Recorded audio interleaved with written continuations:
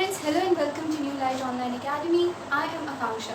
So friends, last lesson में हमने discuss किया था लोथर-मेयर्स कर्व तक, राइट। इस लेसन में हम डिस्कस करने वाले हैं Mendeleev's periodic law and Mendeleev's periodic table. So friend, मैंने जैसा आपको बताया था कि लोथर-मेयर ने और मेंडलीव ने दोनों ने साथ में ही अपना ये क्लासिफिकेशन का काम जो था वो किया था, मतलब कि दोनों ने एक ही टाइम पर अपने अपने कंट्रीज़ में क्लासिफिकेशन का काम किया था।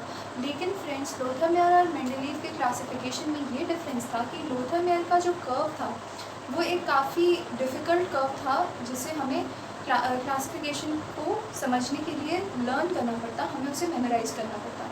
लेकिन मेंडलीव ने क्या करा, मेंडलीव ने काफ़ी इजीली सारे एलिमेंट्स को एक टेबल के फॉर्म में क्लासिफाई किया और सारे एलिमेंट्स को ग्रुप्स और पीरियड्स में इन्होंने रख दिया, जिसकी वजह से एलिमेंट्स की प्रॉपर्टीज़ को समझना एक काफ़ी इजी टास्क हो गया था, राइट। तो मेंडलीव ने ये कहा कि the physical and chemical properties of elements are the periodic function of their atomic masses. कहने का मतलब ये है कि मेंडलीव ने ये बताया कि जो भी एलिमेंट्स की फ़िज़िकल और केमिकल प्रॉपर्टीज़ होंगी वो उसके एटॉमिक मासेस पर डिपेंडेंट होंगी। तो इसी बेसिस पे इन्होंने अपने सारे एलिमेंट्स को कैटेगराइज़ किया, हाँ, डिफरेंट कैटेगरीज़ में रखा इन्होंने। तो इन्होंने जो अपना बेसिस लिया था वो था एटॉमिक मास, राइट। इन्होंने एटॉमिक मास के बेसिस पे अपने सारे एलिमेंट्स को इंक्रीजिंग ऑर्डर में प्लेस किया अपने टेबल में। लेकिन इनके पीरियोडिक टेबल में एक प्रॉब्लम ये थी कि इन्होंने अपना बेसिस तो लिया एटॉमिक मास, लेकिन इन्होंने क्या किया, बाद में जब देखा कि एलिमेंट्स जो हैं प्रॉपर्टीज़ में डिफ़र कर रहे हैं, यानी कि एटॉमिक मास के बेसिस पे अगर एलिमेंट्स को इन्होंने क्लासिफाई किया तो कुछ एलिमेंट्स ऐसे थे जिनका एटॉमिक मास दूसरे एलिमेंट्स से ज़्यादा था, लेकिन प्रॉपर्टीज़ जो थी उनके प्रीसीडिंग एलिमेंट्स के साथ मैच कर रही थी। तो इन्होंने क्या किया, फिर अपने जो इनका बेसिस था, इनका जो लॉ था, इसको इन्होंने छोड़कर प्रॉपर्टीज़ पर ज़्यादा फोकस किया। कहने का मतलब ये है कि इन्होंने एटॉमिक मास को बेसिस तो माना, लेकिन इन्होंने फोकस ज़्यादा किया एलिमेंट्स की प्रॉपर्टीज़ पर। जैसे कि इन्होंने दो एलिमेंट्स को डिफरेंट पोजीशंस पर रख दिया बाकी एलिमेंट्स से, जैसे कि एक था आयोडीन और दूसरा टेल्यूरियम, राइट। आयोडीन और टेल्यूरियम। तो आयोडीन का जो एटॉमिक मास है वो टेल्यूरियम से कम होता है, राइट। आयोडीन का एटॉमिक मास टेल्यूरियम से कम था, लेकिन आयोडीन की जो प्रॉपर्टीज़ थी वो फ्लोरीन, क्लोरीन, ब्रोमीन के साथ मैच कर रही थी। तो इन्होंने क्या किया, इन्होंने आयोडीन को टेल्यूरियम के बाद रख दिया। तो ये ऐसी कई सारी चीज़ें थी जो इन्होंने अपने पीरियोडिक टेबल में की थी, जिसकी वजह से इनका क्लासिफिकेशन तो अच्छा था पर वो इनके लॉ के साथ मैच नहीं करता था, राइट। तो पहला पॉइंट इसमें ये है कि इन्होंने जो अपना लॉ दिया था, properties of elements are periodic function of their atomic masses, right. तो पहले इन्होंने ये कहा, लेकिन बाद में इसको थोड़ा सा मॉडिफाई किया और ये कहा कि physical and chemical properties of elements are the periodic function of their atomic masses. तो पहले इन्होंने ये कहा कि इन्होंने 63 एलिमेंट्स को लगभग क्लासिफाई किया था, हाइड्रोजन से लेकर यूरेनियम तक इन्होंने 63 एलिमेंट्स का क्लासिफिकेशन किया था, जिसमें इन्होंने अपने पीरियोडिक टेबल में 90 स्पेसेस छोड़े थे, राइट। हाइड्रोजन से लेकर यूरेनियम तक का क्लासिफिकेशन किया था। करा क्या इन्होंने सारे एलिमेंट्स को increasing order of atomic mass में अरेंज किया, राइट। इन्होंने increasing order of atomic mass में अरेंज किया। फिर इन्होंने अपना जो टेबल था उसमें 9 वर्टिकल कॉलम्स बनाए। वर्टिकल कॉलम्स का मतलब 9 वर्टिकल कॉलम्स ऐसे, राइट। और फिर इसमें 7 हॉरिजॉन्टल रोज बनाए। तो जो वर्टिकल कॉलम्स थे इनके, उसे इन्होंने नाम दिया ग्रुप, राइट। वर्टिकल कॉलम्स जो इन्होंने बनाए थे उसे इन्होंने नाम दिया ग्रुप, और जो हॉरिजॉन्टल रोज थे उसे इन्होंने नाम दिया periods, right. Groups and periods. So there were 9 groups and 7 periods in Mendeleev's periodic table. तो इन्होंने क्या करा, एलिमेंट्स को increasing order of atomic mass में अरेंज किया। फिर इन्होंने ग्रुप्स और पीरियड्स बनाए, जिसमें इन्होंने एलिमेंट्स को प्लेस किया। अब इन्होंने हाइड्रोजन से स्टार्ट किया था और यूरेनियम तक एलिमेंट्स को प्लेस किया था।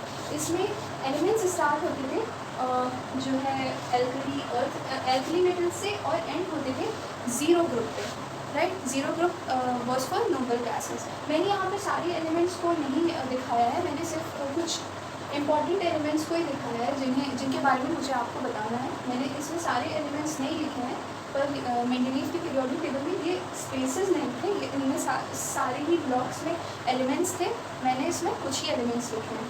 सो इन्होंने हाइड्रोजन से स्टार्ट किया था, राइट, और यूरेनियम का क्लासिफिकेशन किया था। हाइड्रोजन वाला जो इनका कॉलम था, ये था was for alkali metals and this periodic table ended with the zero group that was for noble gases. So इनके पीरियोडिक टेबल में कुछ इस तरह का स्ट्रक्चर था इनके पीरियोडिक टेबल का, राइट। अब इन्होंने क्या करा कि इन्होंने कई सारे स्पेसेस छोड़े थे, 90 स्पेसेस जैसा मैंने आपको बताया, और इन्होंने जो एलिमेंट्स अनडिस्कवर्ड थे उस टाइम के, जैसे उस वक्त गैलियम और जर्मेनियम डिस्कवर्ड नहीं थे, लेकिन गैलियम और जर्मेनियम की जो प्रॉपर्टीज़ थी वो एल्युमिनियम और सिलिकॉन के साथ मैच करती थी। मतलब इन्हें ऐसा लगा कि जो एलिमेंट्स आगे डिस्कवर होंगे, मैंने जो स्पेसेस छोड़े हैं, इन्होंने ऐसा सोचा कि इन्होंने जो स्पेसेस छोड़े हैं उसमें जो आने वाले एलिमेंट्स हैं उनकी प्रॉपर्टीज़ उसी ग्रुप के एलिमेंट्स के साथ मैच होंगी। तो इन्होंने कुछ नाम दे दिए एलिमेंट्स को, जैसे इन्होंने नाम दिया गैलियम को इन्होंने नाम दे दिया था ईका एल्युमिनियम, ईका एल्युमिनियम, राइट। ईका का मतलब होता है similar, right, similar to aluminium. इन्होंने ऐसे दो एलिमेंट्स को नाम दे रखे थे, और इनकी प्रॉपर्टीज़ जो थी इन्होंने पहले से ही बता दी थी कि ये एलिमेंट्स जब डिस्कवर होंगे तो इनकी कुछ कुछ प्रॉपर्टीज़ जो होंगी ऐसी होंगी। जैसे इन्होंने मास बताया था, डेंसिटी बताई थी, तो इन्होंने ईका एल्युमिनियम और ईका सिलिकॉन की प्रॉपर्टीज़ पहले से ही बता दी थी। और एक्चुअल में जब ये एलिमेंट्स डिस्कवर हुए तो जो प्रॉपर्टीज़ इन्होंने बताई थी पहले से उनके साथ मैच हुआ, राइट। इनकी मतलब एक्चुअल प्रॉपर्टीज़ और जो इन्होंने बताई थी वो दोनों ही मैच कर रही थी। तो इन्होंने काफ़ी अच्छी तरीके से अपने पीरियोडिक टेबल को बनाया था, और इन्होंने काफ़ी अच्छे तरीके से सारे ही एलिमेंट्स की प्रॉपर्टीज़ को बताया था। सो एक ये पॉइंट था इनके पीरियोडिक टेबल का। तो गैलियम को इन्होंने नाम दिया था ईका एल्युमिनियम, और जर्मेनियम को इन्होंने नाम दिया था ईका सिलिकॉन, राइट। फिर मैंने आपको ये पॉइंट तो बता दिया कि इसमें 9 वर्टिकल कॉलम्स थे और 7 हॉरिजॉन्टल रोज थे। फिर बात आती है कि इन्होंने अब कुछ एलिमेंट्स के एटॉमिक मास में भी करेक्शन किया था। For example beryllium, right. उस वक्त बेरिलियम का एटॉमिक मास नहीं पता था, उस वक्त बेरिलियम का एटॉमिक मास जो था वो नहीं पता था हमें, राइट। तो बेरिलियम का एटॉमिक मास ना पता होने की वजह से इसकी पोजीशन में थोड़ी सी गड़बड़ हो रही थी, राइट। पर इसका इक्विवेलेंट मास जो था वो हमें पता था। इक्विवेलेंट मास बेरिलियम का था 4.55, राइट। ये इसका इक्विवेलेंट वेट था। तो हमें पता है कि किसी भी एलिमेंट का एटॉमिक मास जो होता है वो होता है उसका equivalent mass into its valency, right. Equivalent mass into the valency of the element. तो उस वक्त जो था सबने कहा कि बेरिलियम की वैलेंसी होती है 3, राइट, और इक्विवेलेंट मास मैंने क्या बताया 4.55 था।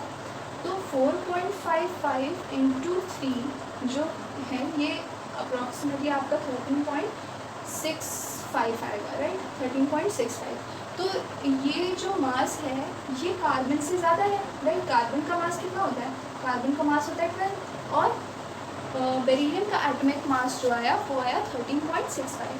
तो इसकी जो पोजीशन है, कहने का मतलब है कि बेरिलियम की जो पोजीशन है वो होगी कार्बन के बाद। इनके जो हमने इक्विवेलेंट मास और वैलेंसी जो बताई उसके अकॉर्डिंग जो बेरिलियम की पोजीशन होगी वो कार्बन के बाद होगी। लेकिन इन्होंने देखा कि बेरिलियम की प्रॉपर्टीज़ जो है कार्बन के बाद वाले ग्रुप से मैच नहीं कर रही है, तो इन्होंने बेरिलियम को जो है वो कार्बन से पहले प्लेस किया, राइट, बिकॉज उस ग्रुप की जो एलिमेंट्स थे उनके साथ बेरिलियम की प्रॉपर्टीज़ मैच हो रही थी। तो इन्होंने क्या करा, कार्बन से पहले इसको प्लेस किया। अब कैसे इन्होंने प्लेस किया, इन्होंने बेरिलियम को बाईवेलेंट कंसीडर किया, राइट। इन्होंने कंसीडर किया कि बेरिलियम की जो वैलेंसी है वो है 2, राइट। तो अब 2 वैलेंसी है तो इसका जो एटॉमिक मास इन्होंने इस फॉर्मूले से निकाला, इस वाले फॉर्मूले से, तो वो आता है इक्विवेलेंट मास का 4.55 इंटू 2, राइट। तो ये आपका अप्रॉक्सीमेटली 9 पॉइंट समथिंग आएगा, 9.1, राइट। तो 9.1 आने के अकॉर्डिंग इसका जो इसकी जो पोजीशन है बेरिलियम की वो कार्बन से पहले होगी। तो ये चीज़ भी इन्होंने करेक्ट की थी, इन्होंने बेरिलियम का करेक्ट एटॉमिक मास बताया था।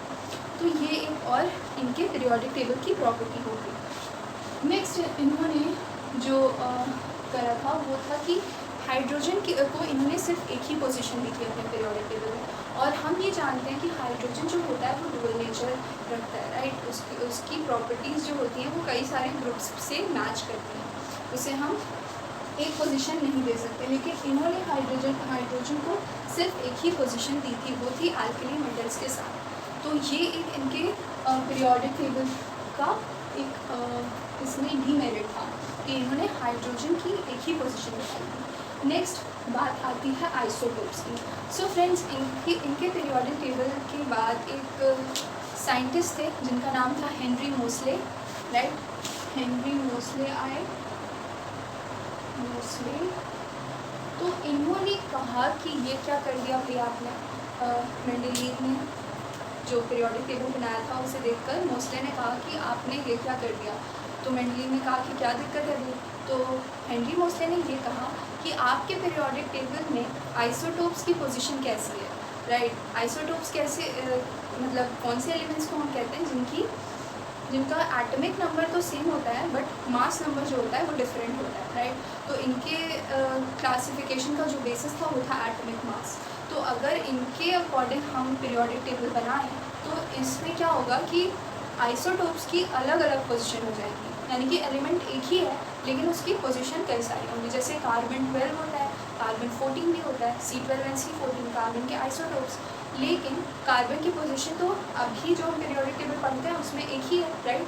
तो इनके अकॉर्डिंग क्या था कि आइसोटोप्स की कई सारी पोजीशंस हो जाएंगी, जो कि सही नहीं है। एक एलिमेंट की एक ही पोजीशन हो सकती है पीरियोडिक टेबल में, राइट। मतलब except hydrogen is an exception. Hydrogen की बात हम नहीं कर रहे हैं, हम इसमें आइसोटोप्स की बात कर रहे हैं, बाकी एलिमेंट्स की बात कर रहे हैं। या अगर हम सिर्फ हाइड्रोजन के भी आइसोटोप्स होते हैं तो हम उसकी भी अगर बात करें तो फिर भी हम एलिमेंट्स की इतनी सारी पोजीशंस तो नहीं रख सकते। सो इसमें क्या दिक्कत थी कि आइसोटोप्स के बारे में इन्होंने कुछ नहीं बताया था, राइट। मेंडलीव ने आइसोटोप्स के बारे में नहीं बताया था, तो मोसले ने एक ये इनके पीरियोडिक टेबल का डिफेक्ट बताया। नेक्स्ट इन्होंने position of lanthanoids and actinoids को सही से नहीं रखा था। लैंथेनॉइड्स और एक्टिनॉइड्स दोनों ही सीरीज़ में 14 एलिमेंट्स हैं, राइट। तो इन्होंने क्या करा, इन्होंने पूरा ही लैंथेनॉइड और एक्टिनॉइड सीरीज़ को पीरियोडिक टेबल से अलग रख दिया। तो एक और ये इनके पीरियोडिक टेबल का डिफेक्ट था कि इन्होंने लैंथेनॉइड्स और एक्टिनॉइड्स के बारे में कुछ नहीं बताया। उस वक्त इसे लैंथेनाइड कहते थे, इसमें IDE वाला लैंथेनाइड था, राइट। अब हम इसे लैंथेनॉइड और एक्टिनॉइड कहते हैं।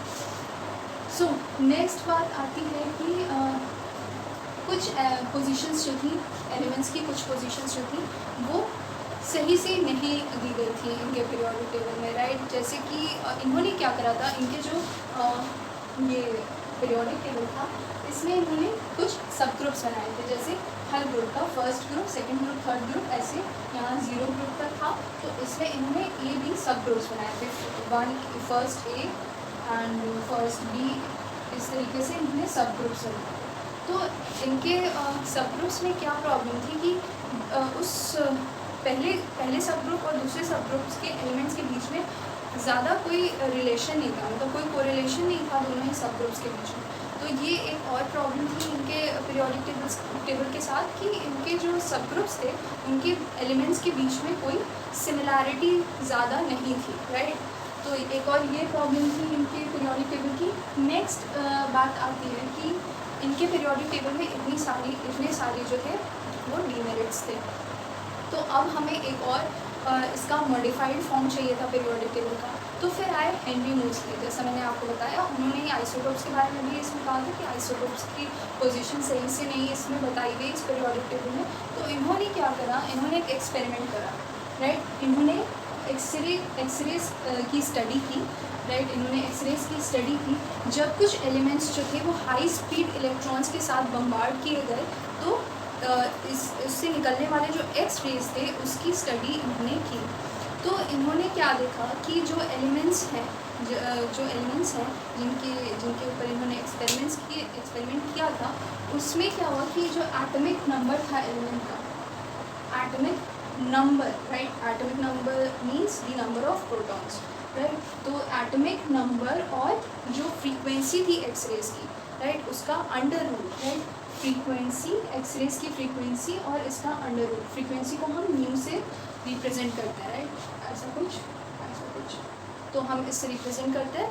तो इसके बीच में इन्होंने एक रिलेशन बताया एटॉमिक नंबर और इसकी एक्सरेज की फ्रीक्वेंसी के बीच में। वो रिलेशन ये था कि जो स्क्वायर रूट ऑफ फ्रीक्वेंसी थी वो डायरेक्टली प्रोपोर्शनल थी एटॉमिक नंबर के, राइट? एलिमेंट्स के एटॉमिक नंबर के डायरेक्टली प्रोपोर्शनल थी एक्सरेज की फ्रीक्वेंसी।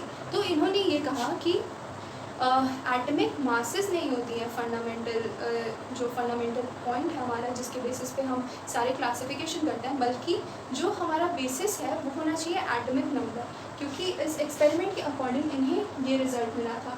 इन्होंने जब अपना ग्राफ बनाया, राइट, ये एटॉमिक नंबर हो गया और ये फ्रीक्वेंसी का स्क्वायर रूट हो गया, तो इन्हें एक स्ट्रेट लाइन मिली थी, राइट? तो इनका ग्राफ जो था वो कुछ ऐसा था। तो इन्होंने कहा कि हमें एटॉमिक मास को नहीं, एटॉमिक नंबर को अपना बेसिस लेके एलिमेंट्स का क्लासिफिकेशन करना चाहिए। तो मेंडलीव के पीरियोडिक टेबल के बाद उसमें जो भी डिस्क्रिपेंसीज थी उनको देखते हुए इन्होंने नेक्स्ट अपना एक पीरियोडिक टेबल दिया जिसे हम long form of periodic table कहते हैं। सो फ्रेंड्स, इस लेसन में हम सिर्फ इतना ही डिस्कस करेंगे। हम मेंडलीव्स पीरियोडिक टेबल के बारे में जितनी भी बातें थी हमने वो सारी ही डिस्कस कर ली, और नेक्स्ट लेसन में हम डिस्कस करेंगे long form of periodic table, जिसके बारे में हेनरी मोसले ने बताया था, राइट? तो इसमें आपको जो भी डाउट्स हो आप उसे कमेंट सेक्शन में पूछिए। और अगर आपने मेरा लास्ट वीडियो नहीं देखा इस चैप्टर का, जो मैंने लास्ट वीडियो अभी अपलोड किया था, अगर आपने वो नहीं देखा तो आप उसे भी ज़रूर देखिए, क्योंकि फिर आपको ये चीज़ें अच्छे से समझ में आएंगी। सो फ्रेंड्स, आज के लेसन में इतना ही। अगर आपको इसमें कुछ भी इम्पोर्टेंट लगे तो आप इसे नोट डाउन करिए और इस वीडियो को लाइक करिए, हमारे सारे ही वीडियोस देखिए, और अगर आप पहली बार हमारे चैनल पे आए हैं तो हमारे चैनल को सब्सक्राइब करिए। Thank you.